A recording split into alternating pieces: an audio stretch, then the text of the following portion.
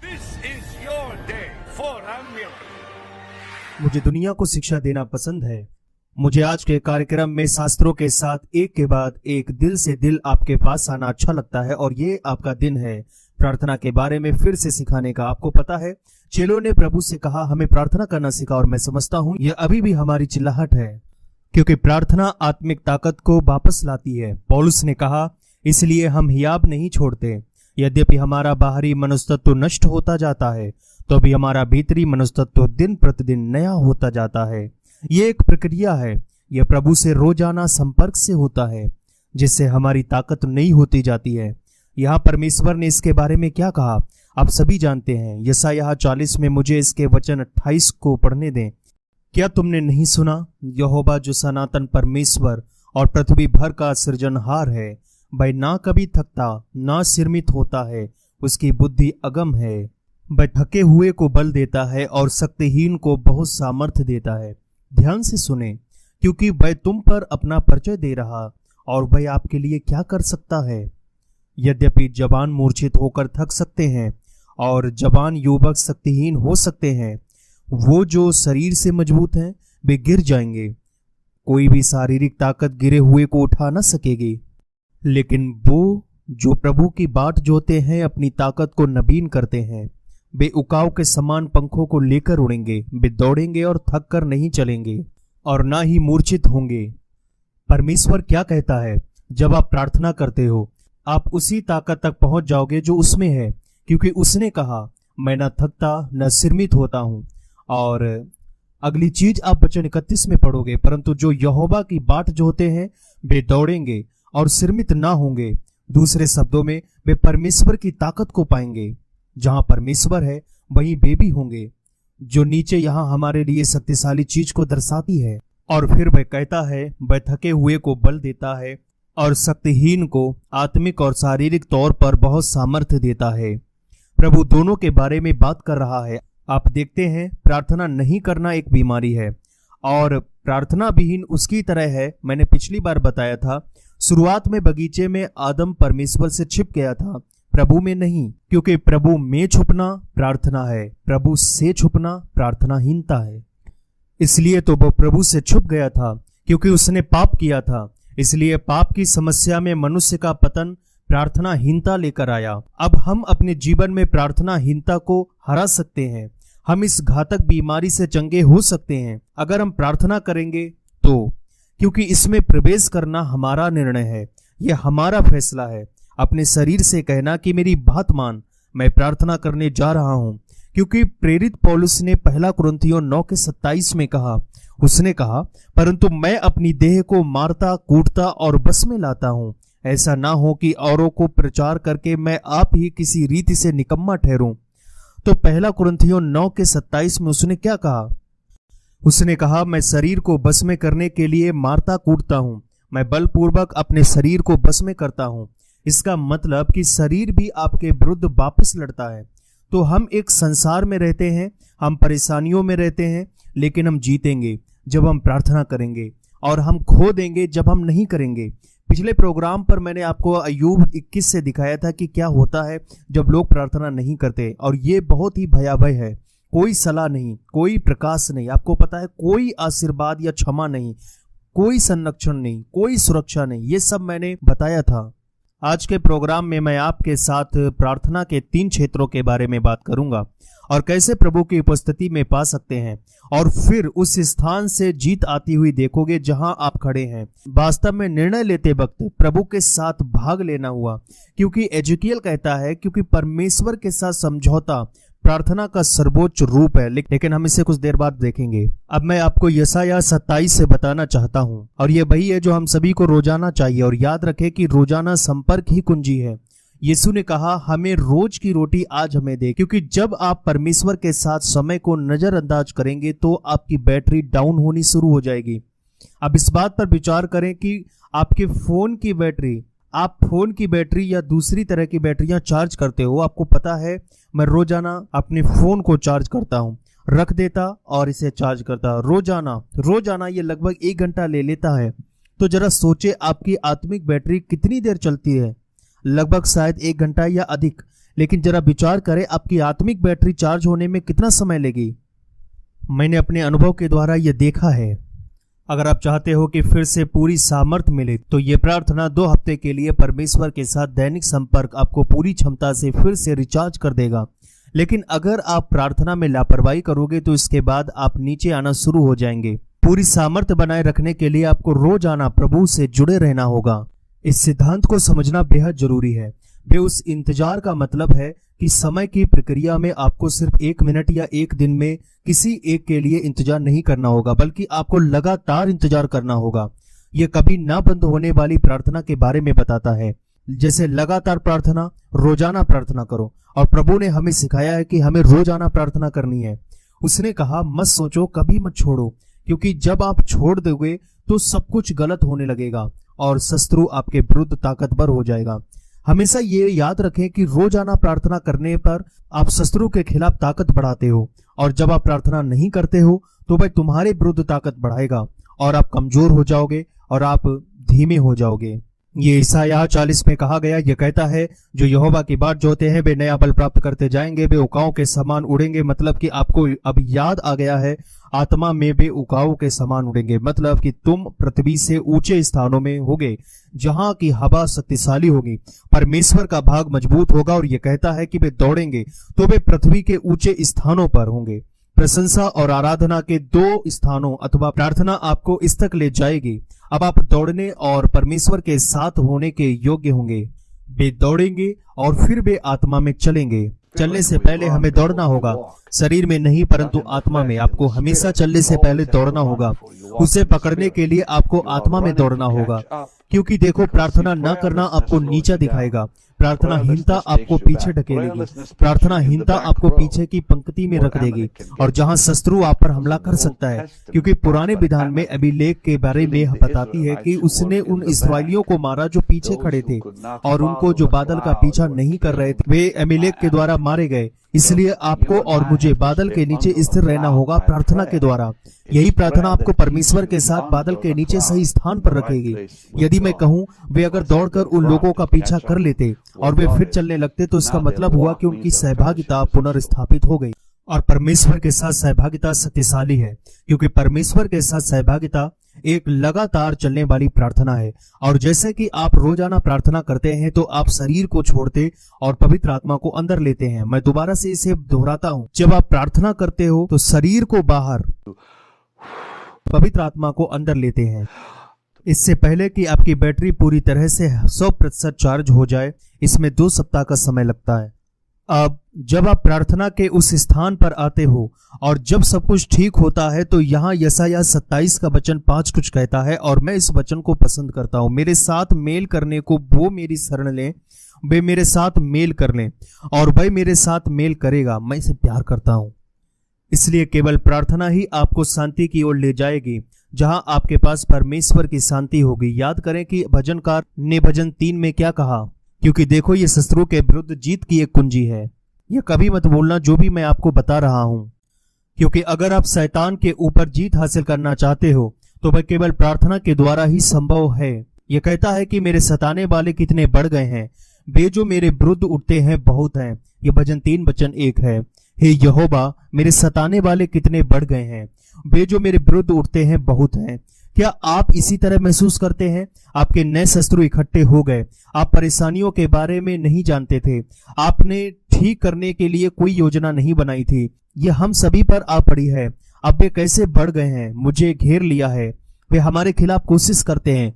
बहुत से लोग मेरी आत्मा के बारे में कहेंगे, परमेश्वर में उसकी ओर से कोई सहायता नहीं है। लेकिन हे यहोवा, तू तो मेरे चारों ओर मेरी बल है, तू मेरी महिमा और मेरे मस्तिष्क का ऊंचा करने वाला है। यहाँ एक कुंजी है। मैं प्रभु को चिल्लाकर दुहाई देता हूं ताकि वह अपने पवित्र पर्वत पर से मेरी सुन ले। अगली चीज आप पढ़ोगे कि दाऊद किस प्रकार से शांत हो गया था। अब अपनी शांति में ही अचानक उसने कहा, मैं ऊंचे शब्द से यहोवा को पुकारता हूं और फिर मैं लेट कर सो गया और फिर जाग उठा, क्योंकि प्रभु मुझे संभालता है। मैं वचन 6 को प्यार करता हूं। मैं उन 10,000 मनुष्यों से नहीं डरता जो मेरे विरुद्ध चारों ओर पांति बांधे खड़े हैं। वचन 6 के इर्द गिर्द मैं इन सबके बावजूद भी पूरी तरह से शांत था। क्यों? क्योंकि उसने प्रभु की दुहाई दी और जब आप प्रभु की दुहाई देते हो तो आपके शत्रु दूर भागेंगे। भजन संहिता 56 के वचन 9 को मैं बहुत पसंद करता हूं। जिस समय मैं पुकारूंगा उसी समय मेरे शत्रु उल्टे फिरेंगे, और ये मैं जानता हूं कि परमेश्वर मेरी ओर है। इसलिए अगर आप शत्रुओं को अपने से दूर भागते हुए देखना चाहते हो तो प्रार्थना ही कुंजी है। प्रार्थना और केवल प्रार्थना ही ऐसा कर सकती है। भजन संहिता 56 वचन 6 में, जिस समय मैं पुकारूंगा उसी समय मेरे शत्रु उल्टे फिरेंगे। ठीक है, अब प्रार्थना के 3 दायरे होते हैं। हम शुरू करते हैं मत्ती में चले, क्योंकि मैं आपको वास्तव में कुछ शक्तिशाली दिखाना चाहता हूं। प्रभु ने कहा कि हम मांगने से शुरू करें। यह चरण मांगने का होता है। मांगना, याचना करना वह है जो हम जानते हैं कि हमें अपने प्रियजनों के लिए उद्धार की क्या आवश्यकताएं हैं, जैसे सहायता और चंगाई और बहुत कुछ। तो हम मत्ती 7 के वचन 7 को पढ़ते हैं, मांगो तो तुम्हें दिया जाएगा, ढूंढोगे तो तुम पाओगे, खटखटाओ तो खोला जाएगा। यही प्रार्थना के 3 क्षेत्र हैं। हम इस युग में मांगने से शुरू करते हैं। जैसे कि हम पुराने विधान में पढ़ते हैं, मूसा ने तंबू बनाया था जिसमें 3 भाग होते थे। इसमें महापवित्र स्थान का बाहरी पवित्र स्थान होता था, बाहरी आंगन में बलिदान की वेदी होती थी, और इस स्थान पर हमारी विनतियां होती हैं, ताकि हम जाने कि हम प्रभु से सभी प्रश्नों को करते हैं। और आओ और कहो, पिता, यहां मेरी प्रार्थनाओं की सूची है, और हम सभी निवेदनों को करते हैं। लेकिन इस स्थान पर भी शत्रु हम पर हमला कर सकते हैं, हमें पीड़ा पहुंचा सकते हैं, और हमारा मन आश्चर्य करता है और हम थक जाते हैं और चाहते हैं कि आप जानते हैं, आमीन बोलकर और चले जाते हैं।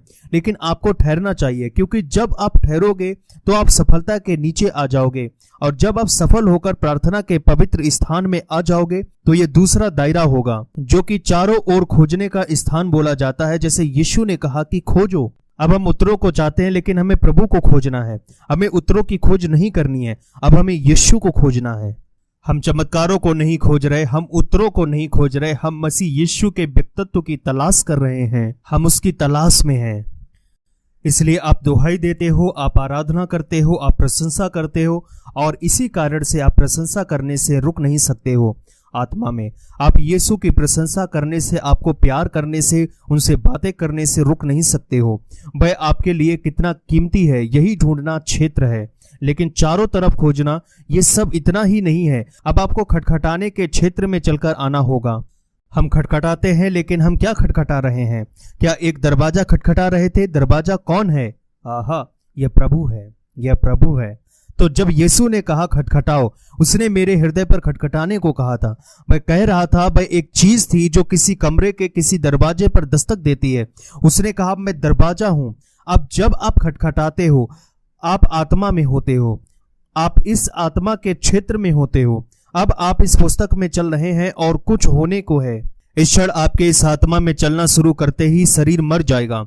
यह आत्मा में चलने को कहता है, और फिर आप शरीर की वासनाएं किसी भी रीति से पूरा नहीं करोगे। ये एक तीसरा दायरा है, और इसे पूरा करने के लिए आपको लगभग 2.5 घंटे लग जाएंगे। मैं कभी आपसे जल्दी करने को नहीं कहूंगा, इसलिए आपको अपना समय देना होगा। यही कुंजी है, यही कीमत है। ये एक कीमत है जिसे आपको चुकानी होगी। यह कीमत है, हम सभी को चुकानी होगी। कोई भी व्यक्ति 5 मिनट के अंदर प्रभु की उपस्थिति में नहीं चलने लगेगा। यह असंभव है, क्योंकि यह एक योजना बनती है, एक सड़क का नक्शा तैयार होता है। मैं ऐसा कह रहा हूं क्योंकि परमेश्वर आपको इससे गुजारे बिना उसमें चलने की इजाजत नहीं देता है। पहले वे बलिदान करेंगे और इसी का लहू लगाया जाता है। क्या आपको परिश्रम करना पड़ेगा, या परमेश्वर के वचनों का आप पर प्रभाव पड़ने लगेगा? और यह सब कुछ बाहरी आंगन में ही होगा, सब कुछ मांगने वाले दायरे में होगा। इसलिए परमेश्वर के वादों के बिना केवल अनुरोध करना सही नहीं है जो आपके साथ है, क्योंकि वादों को निभाने के बाद आपको शास्त्र को निभाना होगा। जब मैं प्रार्थना करता हूं तो मैं नहीं कहता हूं कि प्रभु मेरे परिवार को बचा, मेरी मदद करो और मुझे आशीषित करो। मैं कहता हूं कि प्रभु आपने कहा है, प्रभु आपने अपने वचन में कहा है, क्योंकि मैं अभी भी मांगने वाले दायरे में हूं, क्योंकि यही श्रम है। कृपया मेरी सुनो, यह महत्वपूर्ण है। आप तब तक प्रार्थना नहीं कर सकते जब तक आप वेदी पर बलिदान करके लहू को नहीं लगाते हो। लहू के बिना प्रभु की उपस्थिति में जाना असंभव है। यह पहली चीज है जिसे आपको करनी है। जब आप श्रम करते हो, जहां प्रभु का वचन आपको धुलना शुरू कर देता है, और प्रार्थना करते हो प्रभु से, आप प्रभु से कहते हो हमारे प्रभु, आपका वचन कहता है, आपका वचन कहता है, लेकिन आप अभी भी मांगने के दायरे में हो। अब आपको चारों ओर ढूंढने में जाना है, जो एक दूसरा दायरा होगा। ढूंढने के दायरे में आपकी बाईं ओर दीवट है और दाहिनी ओर रोटियां हैं, और फिर नवजात शिशु की तरह आप खोजने लगते हो और ढेर सारे प्रभु में आप उसको अपने जीवन के लिए एकमात्र रोटी के रूप में ढूंढ रहे हैं। और जब आप स्तुति और आराधना में प्रवेश करते हो, आप खोजते हुए दुनिया में से केवल आप यीशु को खोज रहे होंगे। भजन संहिता 46 में आप उस स्थान में प्रवेश करते हो, फिर आपके उससे बात करने के बजाय परमेश्वर आपसे बात करने लगते हैं, और ये वह जगह है जहां आपकी ताकत, सुंदरता और शक्ति के साथ बहाल हो जाती है, और फिर अचानक ही सब कुछ ठीक हो जाता है। और उस स्थान के विषय में यहेजकेल में घटित होने का वर्णन है। यह शक्तिशाली वचन यहेजकेल 22 में है। अब ये वही है जहां मैं कहता हूं इसे बहुत से मसीहों को वहां नहीं मिला होगा, क्योंकि इसमें से बहुत से आमीन बोलते हैं, परमेश्वर के रास्ते हमारे लिए तैयार हो रहे होते हैं और आमीन बोलकर छोड़ देते हैं। कुछ बाहरी आंगन में ही आमीन बोलकर उठ लेते हैं। ठीक है, कम से कम उन्होंने कुछ हासिल किया है, क्योंकि अब वे यीशु को खोज रहे हैं। लेकिन परमेश्वर चाहता है कि आप उसके साथ साझेदारी में आए, ताकि राष्ट्रों को और आपके परिवार को और दुनिया को प्रभावित किया जा सके। सोचे, जब आप महापवित्र स्थान में परमेश्वर के साथ एकांत में आते हो, जब आप उस साझेदारी के उस स्थान में आते हो, तो यहाँ यहेजकेल 22 में अद्भुत वचन 30 में घटित होता है, जब यह कहता है कि मैंने उनमें ऐसा मनुष्य ढूंढना चाहा जो बाड़े को सुधारे और देश के निमित्त नाके में मेरे सामने ऐसा खड़ा हो कि मुझे उसका नाश ना करना पड़े। एक शस्त्र के शुरू होने में आप एक मध्यस्थ बन गए हो। यहाँ ये पवित्र आत्मा परमेश्वर है जो आपका बर्तन लेता है और आपको सचमुच का हिमायत और प्रार्थना का पात्र बना देता है। परमेश्वर आपको इस्तेमाल करता है और आपके द्वारा वह दुनिया भर के राष्ट्रों को प्रभावित करता है। आपको पता है, उसने केवल 120 लोग लिए दुनिया को हिलाने के लिए। उसने उस दौर में प्रवेश करने वाले पुनरुद्धार के लिए सिर्फ 3 लोगों को चुना। उसने दुनिया को हिलाने के लिए अधिक लोगों को नहीं चुना। वह आपको चुनता है ताकि पर्याप्त रूप में आप टिके रहें जब परमेश्वर अंदर प्रवेश करता है। अब क्योंकि वचन कहता है, मैंने उनमें ऐसा मनुष्य ढूंढना चाहा जो मूल्य को चुका सके और अपने समय को मेरे इंतजार में खर्च कर सके, क्योंकि यह कहता है, प्रभु की बाट जोहने से आप अपनी ताकत को फिर से नई करते हो और आप उकाव के समान ऊंचे स्थानों में होंगे। परमेश्वर को पकड़ने के लिए आप दौड़ेंगे और फिर आप चलोगे और आप सहभागिता को पुनर्स्थापित कर लोगे। और अब जैसे आप शांति को आपके जीवन में आने की बाट जोहते हो, यशायाह 27:5 में आप सर्वशक्तिमान के साथ एकता और शांति में हैं। आप प्रभु की सहभागिता में एक हो गए हैं। यह वही है, क्योंकि यह कहता है, वे तेरी सहभागिता में चलेंगे। अब जब आपकी सहभागिता पुनर्स्थापित हो जाएगी तो परमेश्वर कहता है कि ठीक है, अब मैं तुम्हें इस्तेमाल करूंगा। और अब यह वचन 31 में कहता है कि इस कारण मैंने उन पर अपना रोष भड़काया, क्योंकि परमेश्वर ने किसी को ऐसा नहीं पाया। मैंने अपनी जलजलाहट की आग से उन्हें भस्म कर दिया। इस बारे में सोचे कि लोगों और दुनिया के राष्ट्रों पर कितना बड़ा न्याय आया पड़ा है, क्योंकि लोग उस पवित्र से पवित्र स्थान में प्रार्थना करने और परमेश्वर को खोजने के लिए नहीं गए हैं। इस बारे में सोचे कि आपके द्वारा परमेश्वर क्या कर सकता है। अब यहेजकेल 36 मुझे बताता है कि जब हम उस स्थान में प्रवेश करते हैं तो स्वर्ग में आपकी उस प्रार्थना के कमरे में जो होता है उसके अनुसार गति प्रतिबंधित या ढीली होती है, क्योंकि यहेजकेल में। लेकिन अब याद रखें कि मुझे उन लोगों के बारे में सिखाया गया है जो आप में प्रवेश कर चुके हैं। आप स्वर्गीय निर्णयों को प्रभावित नहीं कर सकते हैं यदि आप ऊपरी आंगन में हैं, तो आप स्वर्गीय शक्तियों को प्रतिबंधित या खो नहीं सकते हैं। आप ऐसा नहीं कर पाओगे यदि आप पवित्र स्थान पर हैं। तो केवल इस बारे में चिंता करें कि आप पवित्र स्थानों में हैं कि नहीं। जब आप संपूर्ण पवित्रता में होते हैं तभी परमेश्वर उपस्थित होता है। ठीक आप जो कुछ भी कहते हैं और मैं बिना शिकायत सहमत हूं। हम इसे एक साथ करेंगे। ये समझौता की जगह है। ये एक शक्तिशाली चीज है। मैंने अभी कहा था, यहेजकेल 36:37 में कहता है कि परमेश्वर यहोवा यूं कहता है, इस्राएल के घराने में फिर मुझसे विनती की जाएगी कि मैं उनके लिए ये करूं, अर्थात मैं उनमें मनुष्यों की गिनती भेड़ बकरियों के समान बढ़ाऊं। इसीलिए परमेश्वर की तो पहले से इच्छा है कि भाई इस्राएल को भेड़ बकरियों के समान बढ़ाए, लेकिन वह किसी को उसकी सहमति के लिए ढूंढ रहा है ताकि वह इसे कर सके। परमेश्वर पहले से ही आपको बढ़ाना चाहता है। परमेश्वर पहले से ही आपको आशीषित करने का निर्णय कर चुका है। परमेश्वर पहले ही आपको चंगा करने का निर्णय कर चुका। वह पहले ही आपके सिर से पैरों के तलबों तक चंगा करने का निर्णय कर चुका है। वह बस किसी की तलाश कर रहा है जो उससे मेल कर सके। लेकिन बाहरी आंगन में मेल संभव नहीं है, न ही पवित्र स्थान में संभव है। उससे मेल केवल तब संभव है जब आप उसकी एकता में, पवित्रता में आ जाते हैं। बस इतना ही। और जब आप वहां तक पहुंच जाते हो तो अचानक सब कुछ पुनर्स्थापित हो जाएगा। तब आप एक विजेता बन जाओगे। आप बिना प्रार्थना के विजेता नहीं बन सकते। आपको रोमियो 8 का 26 और 27 वचन याद ही होगा, जो पवित्र आत्मा के द्वारा हमारी दुर्बलता में सहायता तथा अच्छी प्रार्थना वाले स्थान में लाने में सहायता की बात करता है। अगली बात हमें वास्तव में कहनी चाहिए कि हम विजेता से भी बड़े हैं। वैसे आप विजेता नहीं कहलाओगे जब तक आप प्रार्थना करना नहीं शुरू करोगे। और प्रकाशित वाक्य 2 के 26 में यही बात बताता है कि विजेता होना प्रार्थना का परिणाम है। शक्ति सिर्फ और शक्ति प्रार्थना द्वारा पुनर्स्थापित होगी। आदम ने परमेश्वर का भाग खो दिया जब उसने प्रार्थना करना बंद कर दिया। मेरा मतलब है कि परमेश्वर ने उसे सभी प्रभुत्व व ताकत को दिया था। कैसे उसने सब कुछ खो दिया? उसने इसे खो दिया जब वह परमेश्वर से छिप गया। सब कुछ खो दिया जब पाप ने उसमें प्रवेश किया।